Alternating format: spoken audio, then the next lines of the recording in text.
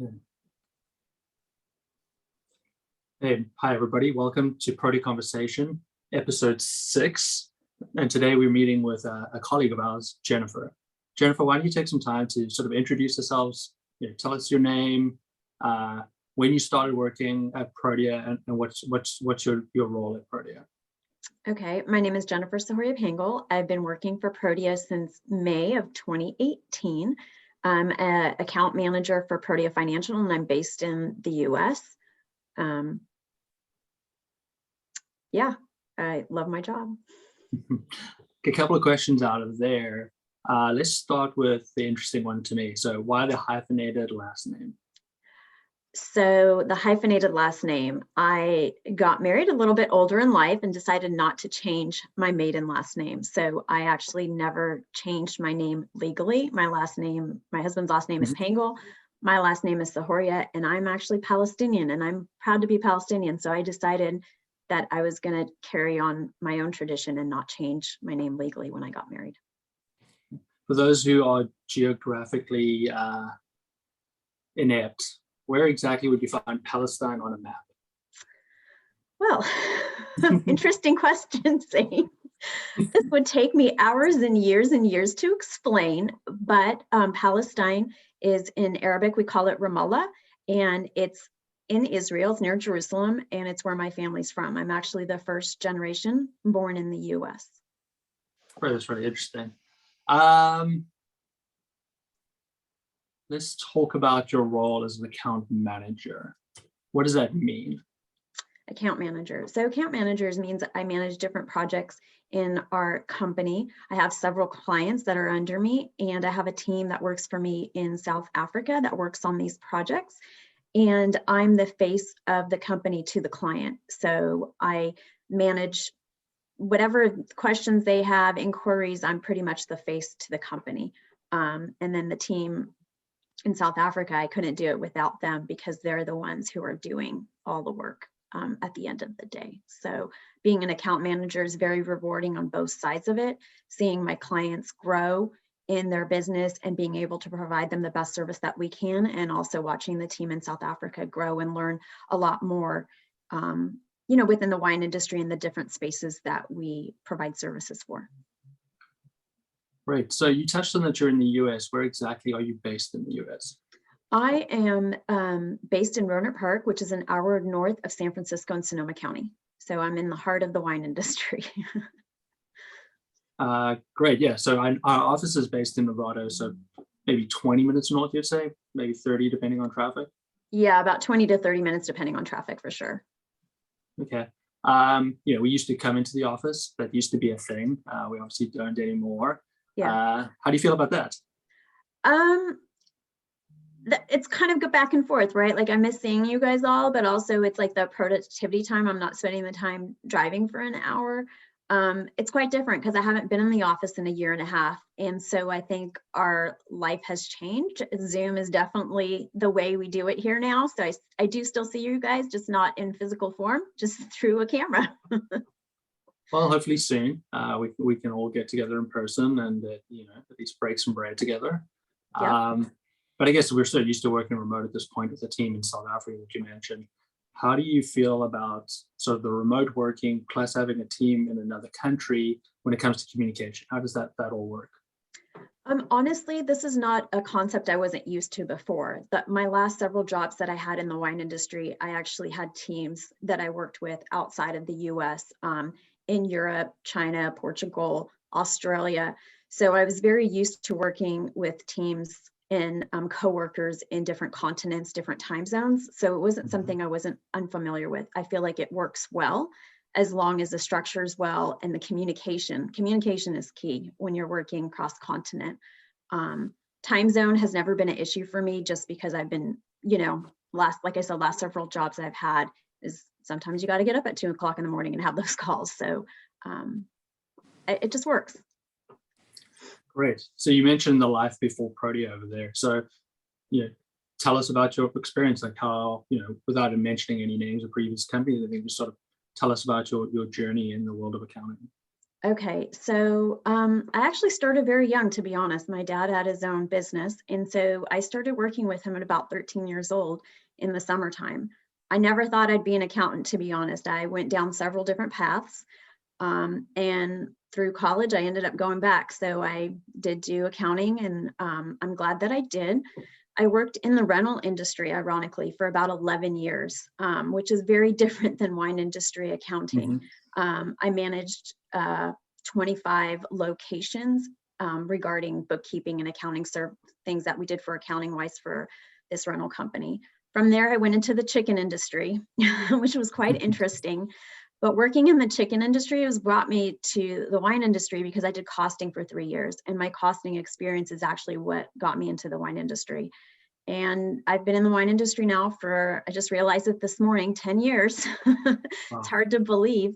And I started in like the manufacturing side of the wine industry as a finance manager working for a company that did manufactured cork and glass. So in some ways, I've gotten all different types of aspects of exposure in the wine industry. And then from Hmm. there, I went working for a small family-owned winery as a controller. And from there, I went to commercial finance manager for a global wine company.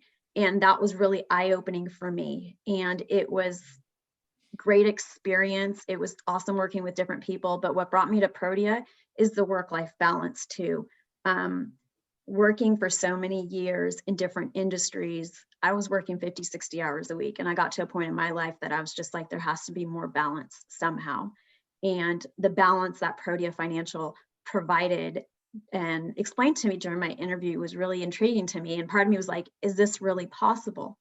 And it is possible. And so my accounting experience, given it was in different industries, accounting is accounting.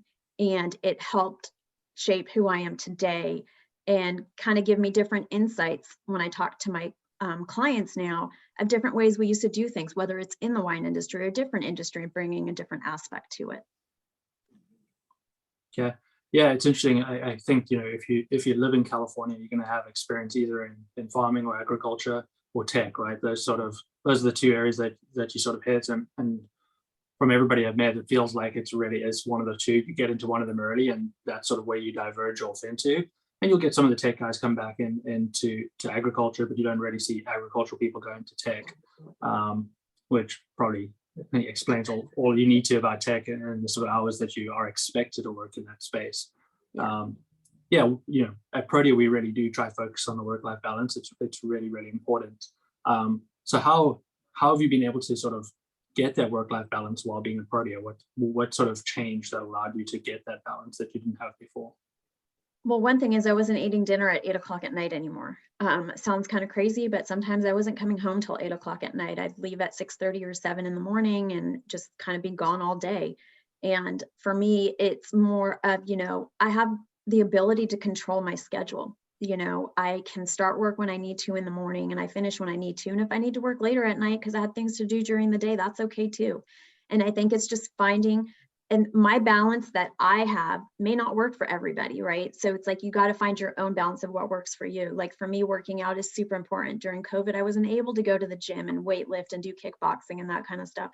So to be able to get to back to those things, that's part of my work-life balance and fitting it in, not at 9 o'clock at night, but sometimes during the day. And realizing that it's all about working smarter, not harder too. And I think that's part of work-life balance as well.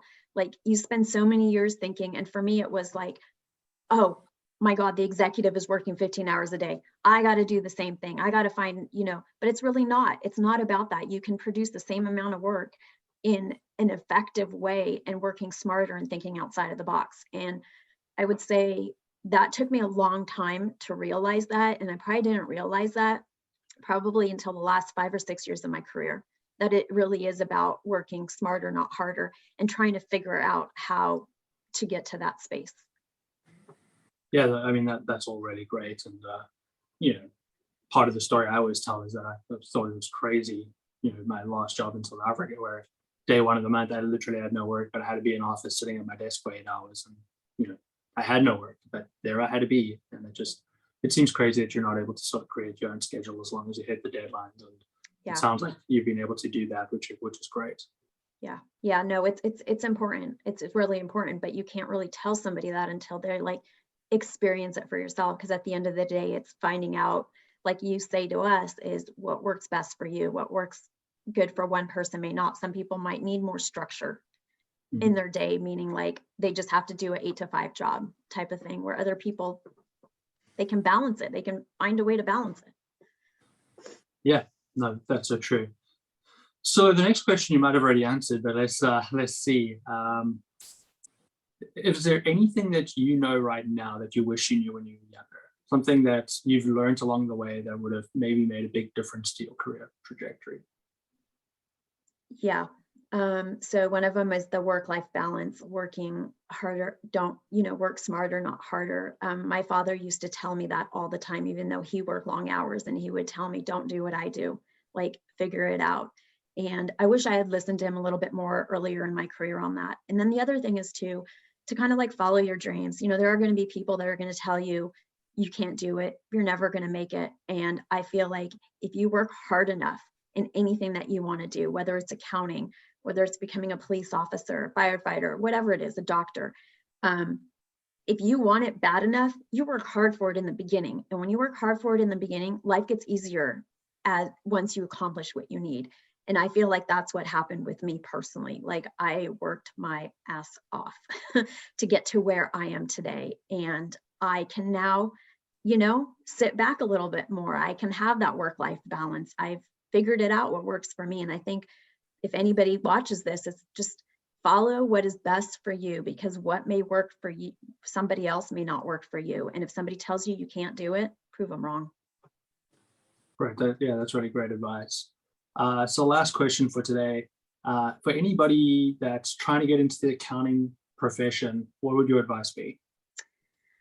Okay, most people say you got to just love numbers. Well, you can't just love numbers. You got to love people too. You got to talk to people. You can't be behind a computer all day long. I think like accounting is hard. I will give an example. When I was in college, I had 50 people in a class in a seminar. And by the end of the seminar, only 10 people survived. So it's one of those things that if you want it bad enough, you'll get it. And accounting it's fun. People think it's boring. People think accountants are boring. We're not boring. We're fun people. And it's not just about the numbers. It's watching the company that you work for grow. It's helping your coworkers grow. There's more to it than just a P&L and a balance sheet. There's a personal aspect to it as well, in my opinion. Yeah, it's definitely the one secret they kept from me when I got into college. I thought I could just sit at my desk and not be bothered, but here it is. I talk to people all the time, and it's if you feel like you need to be a hermit, the accounting is definitely not the career. The total misnomer in that one. Yeah. But Jennifer, I really appreciate your time today. It was so nice to sort of learn a little bit more about you, and just to get some of your insight through your career and the way it's all developed. Well, thank you. I appreciate the time that you've taken to talk to me today.